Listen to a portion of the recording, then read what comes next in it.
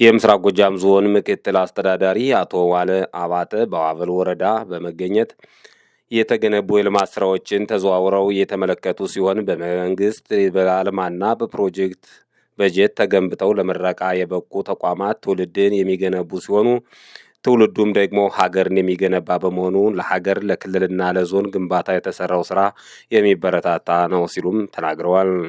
ተራ ፕሮጀክት አይደለም ለኛ ለዞን አመራሮች በተለይም ደግሞ ለአስተባባሪ ኮሚቴ አባላት ዛሬ ያየነው በ186 ሚሊዮን ብር እና ከዛ በላይ እየመረቅናቸው ያሉ ፕሮጀክቶች ተራ ፕሮጀክቶች አይደሉም። ለኔ በውስጤ የፈጠረው ስሜት እውነት ለመናገር ህዝባችንን ይዘን የህዝብ ጥያቄ ለመመለስ ጀምሮ የመጨረስ አቅም እንዳለው ማሳያ ስለሆናችሁ ለዋበል ወረዳ አስተዳደር አመራሮችና እዚህ አካባቢ ላላችሁ የህብረተሰብ ክፍሎች እጅግ በጣም ክብር ስላለን እንዳመሰግንላችሁ እንፈቅዳለን።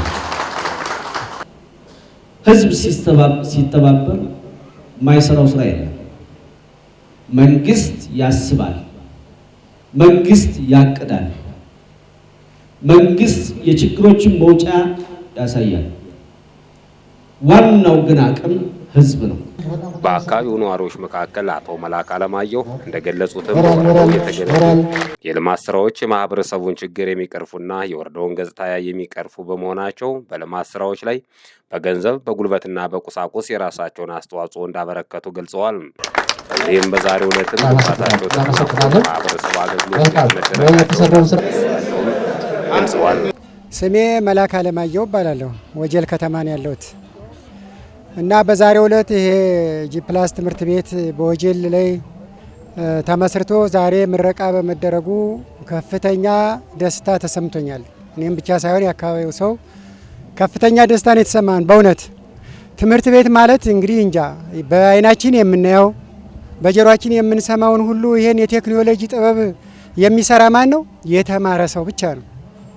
የተማረ ሰው ነው። ይሄ ትምህርት ቤት ለምሳሌ ቤተ ክርስቲያን ሁሉን ድሃውን ሀብታሙን ትሰበስባለች። ይሄ ትምህርት ቤትም የሀብታም የድሃ ሳይባል ሁሉንም የማንም የድሃ የደካማ ልጅ የሀብታም ልጅ የሚማርበትና የሚፈልቅበት እውቀት የሚፈልቅበት የእውቀት ምንጭ ነው። በቃ የትምህርት ቤት በእውነት በዚህ ጊዜ ላይ ይሄን በእውነት በአጭር ጊዜ ውስጥ ይሄ ትምህርት ቤት ተገንብቶ ለዚህ ደረጃ መድረሱ በጣም የሚያስደንቅ ነው። በጣም የሚያስደንቅ የሚያስደስት ነው። ስለዚህ የልጅ ልጅ የሚያልፍ ያልተማረ ሰው ምንድነው ምን ቢያውቅ አሁን ሰው ካልተማረ ምን ቢያውቅ የእውቀት ቢኖረው ካልተማረ ምንም እንዳለ አይቆጠርም። ስለዚህ የሁሉም ወጀል ብቻ ለምሳሌ ይሄንን ስራ ወጀል ላይ ተባለ እንጂ ከሁሉም ቦታ ላይ መጥቶ የሚያድግበት የሚሰለጥንበት ትምህርት ቤት ነው። አኳያ ድጎማ በሰላም በደስታ አውጡ የተባለውን ሁሉ ያለምንም ቅሬታ አካባቢያችን ህዝብ የከተማችን ህዝብ ምንም ቅሬታ ሳይኖረው የልጆቻችን መማሪያ የልጆቻችን የእውቀት መፍለቂያ ነው በሚል ያለምንም ቅሬታ ክፍያውን የተጣለበትን ሁሉ በደስታ እየከፈለ ለዚህ ደረጃ አብቅቶታል።